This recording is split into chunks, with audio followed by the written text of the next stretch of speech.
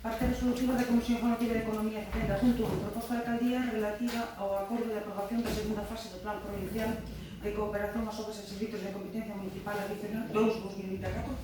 Bueno, como xa se explicou na Comisión Informativa, o importe de 339.366,73 euros, dos cales 176.979,300 van para pavimentación en Tedín e pavimentación de camiños chans, e 162.387,46 para gasto corrente.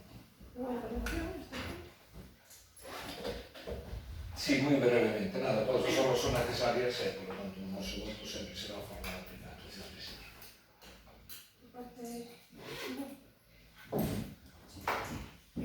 Que non recordo, outro día dixo que se iban a facer eso, Cedín e Camiños Chans, e que non se facía, que esperaría para máis adiante se iba a ver Rúa Ferrole, e que non recordo. Buenaventura Castro Rial, e dende a área de recreo de Toba hasta Guinariz. Es verdade, vale, gracias. Sometemos a votación. Votos a favor?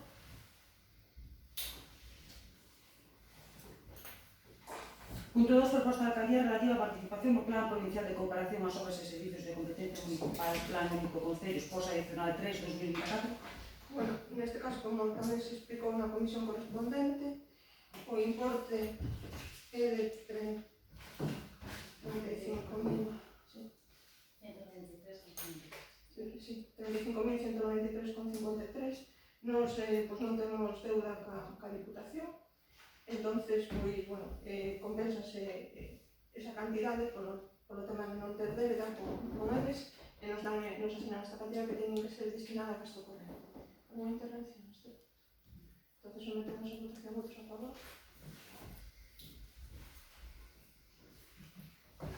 Punto 3. Proposta de alcaldía relativa á aprobación da Conta Xeral 2023. Bueno, xa se trouxo a conta provisional ao pleno, se expuso públicamente, non se presentaron alegacións, e agora tenemos a conta xeral a aprobación a definitiva. Alguna intervención?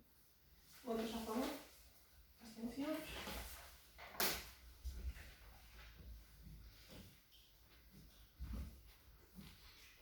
Punto 4. Proposta de alcaldía relativa á solicitude da Deputación da Coruña de financiamento para a actuación do Rexurdir de Caneliñas, centenario da posta en marcha da factoría baleira Caneliñas no ano 1924.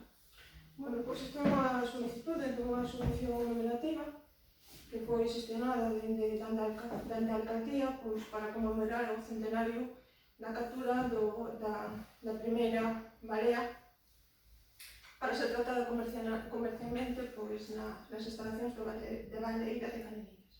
O importe son 21.296 euros, a subvención é dun 80%, e o programa previsto concretamente con relación a esta subvención consiste nos sobres 19 de setembro, con un ciclo de conferencias, o venres 20 de setembro, unha visita guiada a cargo de Alex Aguilar, despois continuarían o ciclo de conferencias e unha mesa de coloquio que facer con Caneliñas. Aí se presentarán as maquetas de varios proxectos realizados como traballo fin de carreira polo alumnado do grado de arquitectura de CESUGA. E o 14 de novembro, que é o día propio dos pais veganos, aí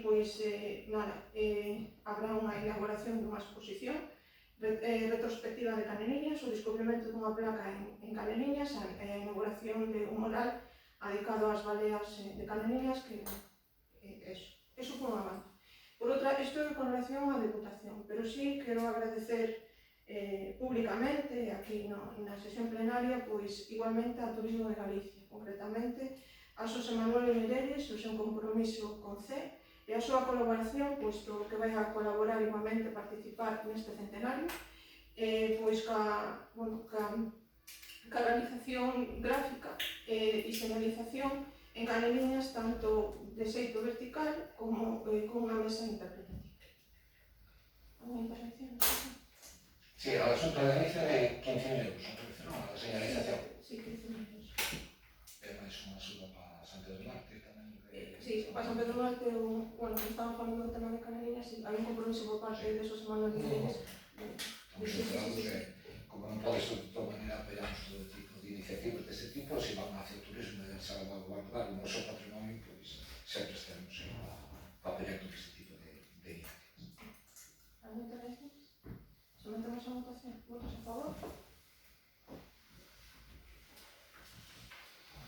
Parte non resolutiva. Punto 5. Dar conta dos reparos e anomalías de ingresos do 2023. Último punto, dar conta do informe de control financiero de 2023. Pois levanta a sesión. Bien.